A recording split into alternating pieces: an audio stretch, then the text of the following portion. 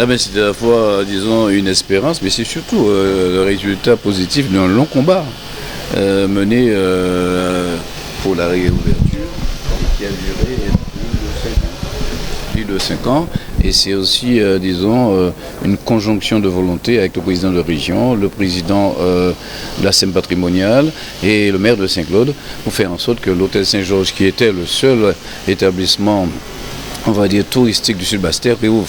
Et c'est du bonheur pour nous, et du bonheur de voir que lorsqu'on se met ensemble, on sait répondre, disons, à une volonté de développement de territoire. C'est beaucoup de satisfaction et on sait maintenant que nous avons une direction qui a bien compris ce qu'il faut faire en Sud-Bastère. Comme je le dis, depuis les négociations, quand il fallait prendre la décision de racheter par la SEM patrimoniale, il fallait voir l'hôtel Saint-Georges comme étant un outil de développement pour le Sud-Bastère. Même s'il se trouve à Saint-Claude. Mais enfin, vous savez quand même que Saint-Claude aussi, c'est l'une des merveilles de la Guadeloupe, et que si la Pointe des Châteaux est visitée, si les chutes du Caraïbe sont visitées, la Soufrière aussi est visitée, et un pays qui se respecte doit s'organiser autour de la Soufrière. Et ce que nous faisons à la commune de Saint-Claude, le Saint-Georges vient nous renforcer. Bien sûr, la perte elle est économique, au point de vue visiteur aussi, et en même temps, c'est le Sud-Bastère qui n'arrivait pas à organiser ni conférences, ni colloques, rien, on était en difficulté, on l'est toujours. Le Saint-Georges ne va pas masquer, disons, un désir puissant de rééquilibrage. Et comme je viens de le dire, ça ne va se dire simplement par des évocations, disons, linguistiques, mais il faut véritablement qu'on repense un peu l'aménagement du pays Guadeloupe. Il y a le Nord-Bastère, le Nord-Ganter, il y a le Sud-Bastère, il y a bien sûr la région concentrée de Pointe-à-Pitre-Bémao, Gosier, mais il y a aussi des hommes et des femmes qui ont envie de vivre en Sud-Bastère, qui ont envie de montrer leur talent, et il y a aussi une nature qui invite au développement. Et Rémi Desoutal l'avait dit déjà, nous avons des merveilles, nous avons des trésors bloqués qu'il faut enfin débloquer. C'est la route que prend la région maintenant. Oui, complètement. C'est l'aboutissement de longs mois de travaux, d'aménagement, et aujourd'hui on est prêt, le personnel est prêt, et nous sommes vraiment contents de pouvoir ouvrir cet hôtel. Ce qui nous manque, les clients, puisqu'ils frappent à la porte. Aujourd'hui, on a quand même beaucoup de demandes, de réservations, de groupes, d'associations, des soirées aussi.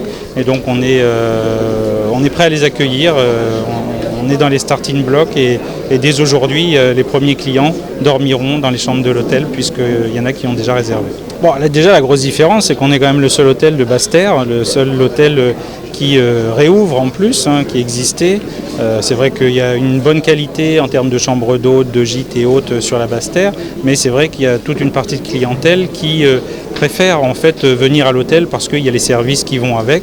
C'est vrai que je prends l'exemple d'un avocat qui viendrait de Saint-Martin, qui vient plaider au tribunal de Basse-Terre. Il a besoin qu'on le récupère à l'aéroport avec une navette climatisée, venir s'installer dans une chambre sympa, d'avoir un bon repas le soir pour être en forme le lendemain matin pour aller plaider devant son affaire devant le tribunal. Donc c'est vraiment cette différence, cette personnalisation aussi.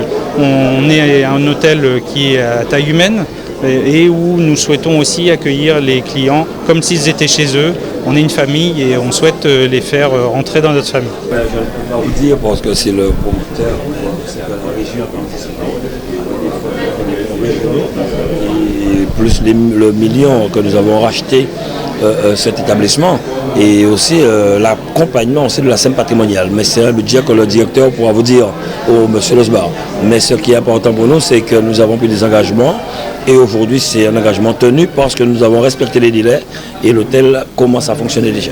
Ce n'est pas une condition, mais nous avons mis la préférence sur les jeunes de la Basse-Terre. Il est clair que quand vous travaillez dans un hôtel comme le Saint-Georges, on ne peut pas sortir à Sainte-Anne, à Saint-François, à Petit-Canal pour venir. Ça, avec le trajet, bien, bon, la Guadeloupe n'est pas loin, mais c'est mieux d'avoir des jeunes formés, je le dis, qui ont été mis en formation sur la Basse-Terre, Saint-Claude, Basse-Terre, Goubert, Baïf, Trois-Rivières, Bouillante aussi. Donc c'est une trentaine de jeunes qui sont là et que j'ai rencontrés, que j'ai motivés.